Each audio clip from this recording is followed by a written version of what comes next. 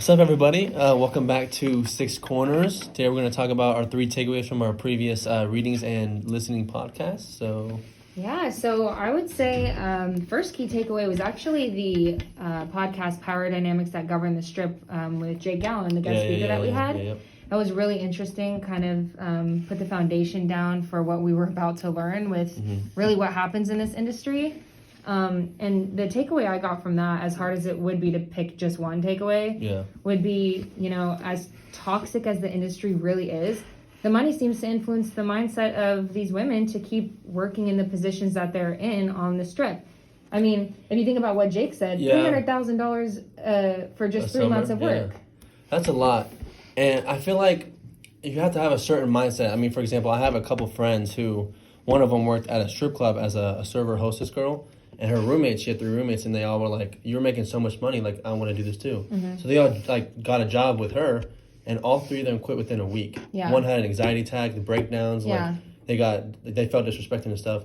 So I feel like you can't get into that lifestyle without having a certain mindset and power, like leadership role, or not leader, but you can't let stuff affect you like that. They're literally being disrespected in this lifestyle. Well, I actually kind of have to disagree with that, because if you think about it and you watch what these women do, when they first start out in the industry, it's really toxic and it's uncomfortable for them, but they kind of compartmentalize that part of it because they're getting paid so much money that it honestly starts to change their mindset and their lifestyle. Think about what Jake was saying about women getting breast augmentations just to be more attractive to these men so that in turn they can make more money. So you're saying the money, what changes, so they can go in with a different mindset and the money will change their mindset. Absolutely change the mindset, I've seen it happen firsthand. So and you were telling me earlier that you've been in this situation before for a couple of days, right? I worked at Lavo for 4 days and I quit because it was just, it was awful, but there are so many women who don't quit. They stick it through and they make the money and they change their lifestyle and their bodies. Because they're making a lot of money. Yeah, it's ridiculous. So they allow it to alter their body and their mind, their everything, So that was the key takeaway for that. That's crazy. All right. Our second takeaway is from Shake It, Baby Shake It. As I mentioned in the article, rappers focus on consumers' product that strip club culture, and always through it is music video. The rapper video is not just a commercial for a song, but a commercial for all kind of other products that are piloted in the video. I believe rap music has immense influence on the listeners, not just in the United States, but worldwide. Rappers become influencer for almost all the age groups. Listeners try to imitate the language and the lifestyle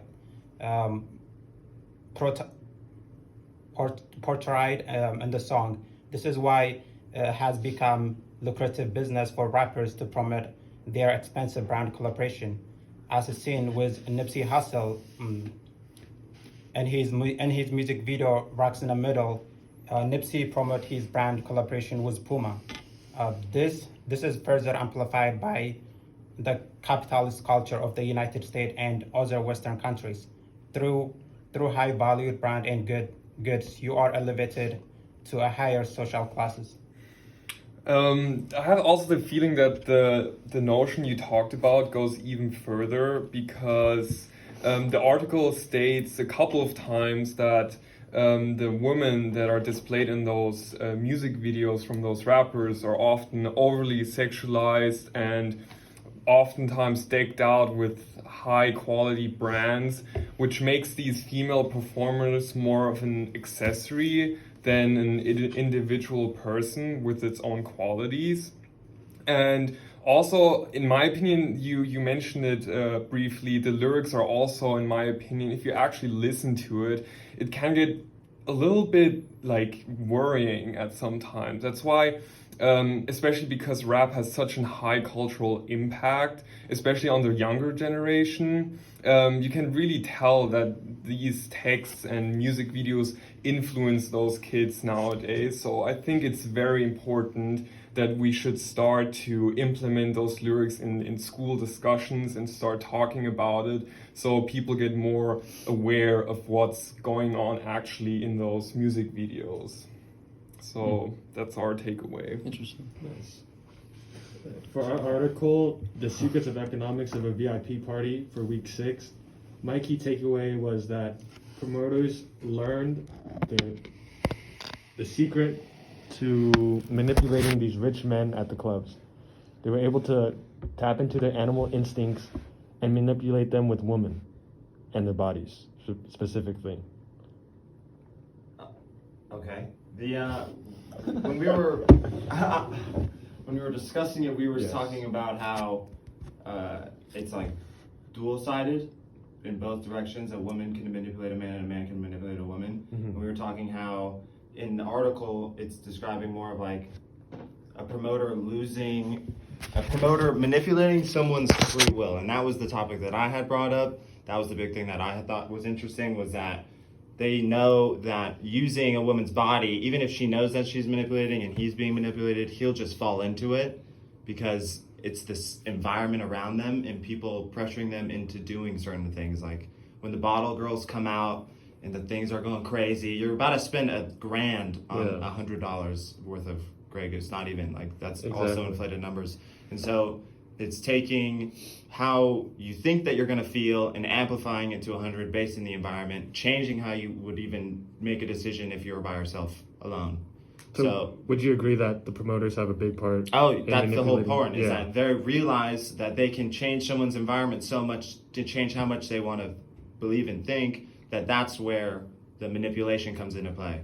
The girls know that they're being manipulated to be used as a manipulation tool, and that's the thing that we had saw as a What about big takeaway. Petra when she Well, used she her knew body? that she was. Well, she used her body, but she had to be put in a position to do that, and so that she guy's mentally knew that she was manipulating being her to get to manipulated. there. Yeah. But then she's gonna make her decision when she gets there, and she of course went manipulation. Yeah. She could have gone, this isn't for me. And they're I'm not done. even getting paid. And they're not even getting paid. She's just there to. It's like a she's it's getting a paid. lifestyle. She's living the lifestyle. Yeah, she's the so model. She's getting the model. She's having sex with these model boys, and that's what she brought up. She's like, oh, I only like hooking up with the other models. Respect. Yeah. She's a playing the model, game. getting She's other playing the models. field. Yeah. And that's what we're saying, I guess. Yeah, but could that last forever? No, Can that lifestyle that's not- last Yeah, forever? she It's did not say that she was She was having fun, but she felt dead inside. Yeah. Yeah. How So- could you But feel? she's having Yeah. fun. It's like But prostitution. dead inside. That's what everyone feels like that sometimes. But every day though. Sometimes. Depends on the person, I guess. That's true. And yeah, that's. All right. I think that was it. Yeah, all right, we're gonna wrap it up there. Thanks for tuning in again. See you guys See you next time. Next Yeah. time. Adios. Bye.